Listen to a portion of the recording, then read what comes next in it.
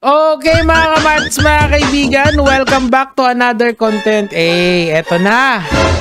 Well, etong nakikita nyo dito is ako yan. That was a year ago. And eto yung sa guesting ko sa Cool Pals Podcast. Nabanggit ko dyan yung about sa ICC and kay Duterte.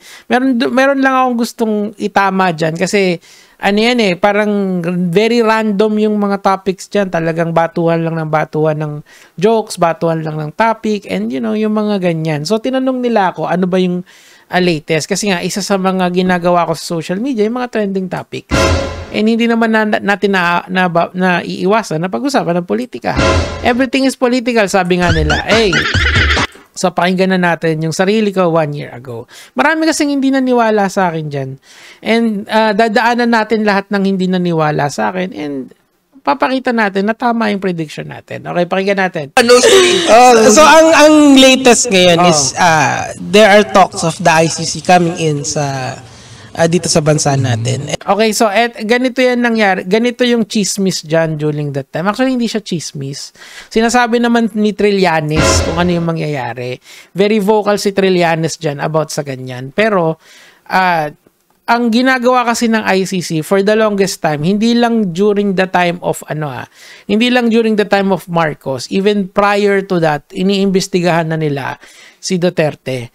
Kasi si De Lima, during that time, nakatutok na siya sa Davao for the extrajudicial killings and human rights violation. If you remember, si Leila De Lima ay dating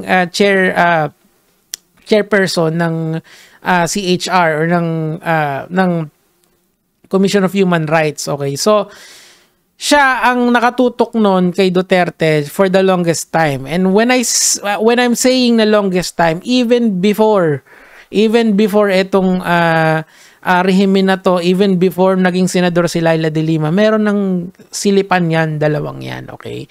It's an ongoing case sa kanila. Hanggang ngayon, hindi pa rin tapos. Mukhang literal nakakamataya na nila to si Ma'am De Lima, tatakbo pa sa Congress, and itong si Duterte, mukhang madidisqualify as mayor. Well, that was the rumor back then. And then, pero ang alam ko dyan, ang sinabi sa akin dyan ng mga sources ko, matagal nang iniimbestigahan si Duterte ng ICC. When they say na nakapasok na yung ICC, meaning to say, nag-iimbestiga na ulit sila kung ano ang gagawin kay Duterte. May mali ako dito na gusto ko lang i-correct Pakinggan lang natin. And ang problema kasi itong si Duterte. Ngayon ICC ngayon ang usapan niya. Kasi 'di ba, tayo kasi member tayo ng ICC. Yan. Hindi ko natapos yung thought ko diyan Member tayo ng ICC prior to Duterte kasi umalis siya sa ICC. Ngayon kay Marcos, hindi pa rin tayo member ng ICC. So ano nangyari? Bakit hinuli si Duterte bakit siya hinuli bigla? Kasi nakita nyo naman, hinuli siya. 'Di ba? So kasi ang nag-request ang nag-serve ng warrant of arrest kasi hindi Pilipinas, okay? Ang nakipag-ugnayan ang ICC sa Interpol. Now, ang Interpol, kung naalala niyo yung case ni Alice Guo, Interpol din ang humuli sa kanya. Gets? So, ang nangyari, nag-request ang ICC sa Interpol, tapos ang Interpol naman, nag-request sila sa Pilipinas. Ngayon, hindi tayo pwedeng tumanggi sa Interpol, okay? We cannot deny them kasi humihingi din tayo ng pabor sa kanila paminsan, 'di ba? We are not in the ICC but we are still connected to the Interpol. And guess what? Even Hong Kong is also connected to Interpol, meaning to say walang kawala si Duterte during that time, 'di ba? So, isa-isahin natin i-break it down natin yung nangyari.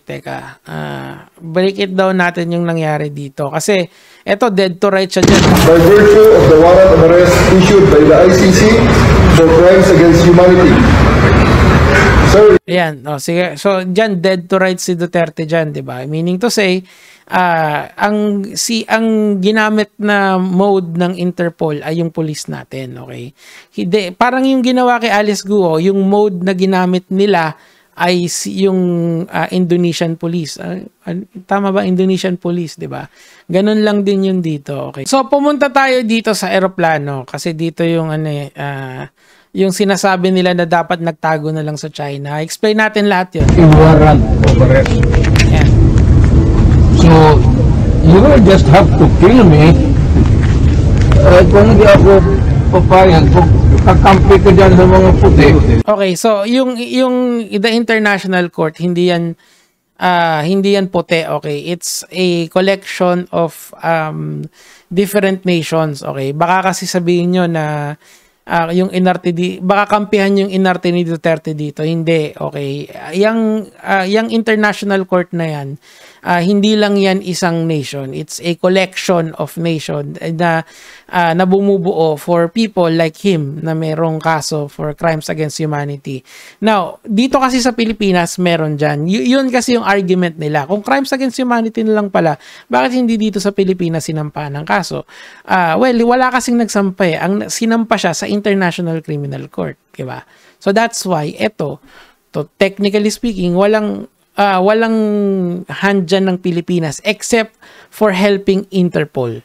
Kasi Interpol also helped us with Alice Guo. Diba? Fair lang.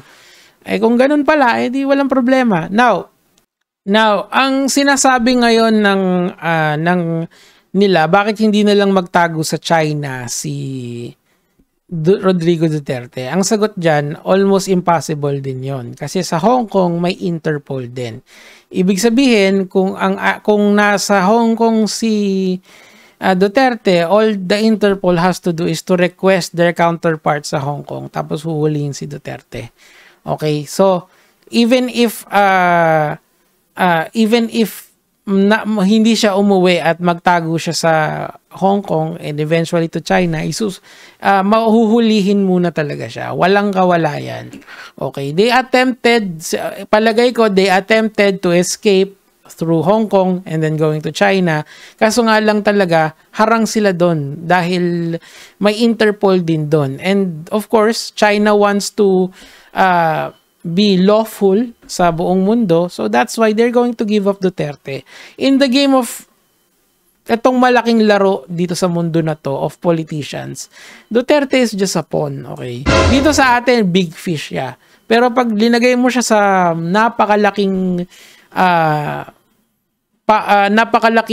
pool ng power, wala lang yan.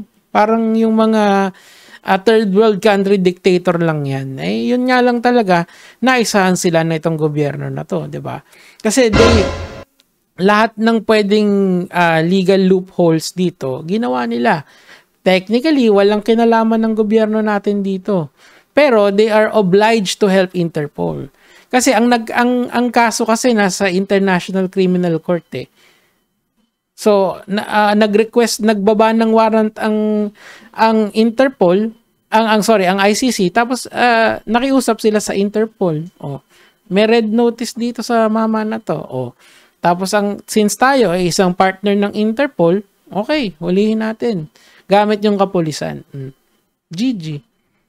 Dead to rights, ika nga. Anyway, mga kamatis, mga kaibigan, alam nyo, itong political vlogging na to, it's very divisive. Ibig sabihin, nagkakahati-hati tayo sa mga opinion natin. Pero, ang akin lang, kung mali naman talaga to, di not guilty itong si Duterte dapat. Fact of the matter is ganito. May ginawa siya. Maraming namatay doon sa war on drugs.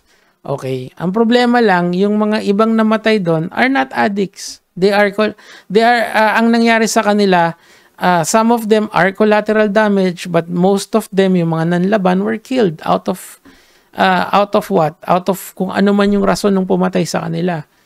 Na hindi under nung war on drugs. Tandaan nyo, kaya nagkaroon ng impunity during his time. It's because of pinayagan niya kasi ng pinayagan. Okay. When yun nangyari, di nagkaroon ng series of abuse. Ngayon, he needs to face the music. Ganun lang yun. He is the most responsible kasi he was the commander-in-chief ng kapulisan nun. O bakit ngayon ayaw nyo bigla? O, diba? Anyway, mga kamatis, mga kaibigan, I'm done with this topic, sa iba naman tayo. Gege mga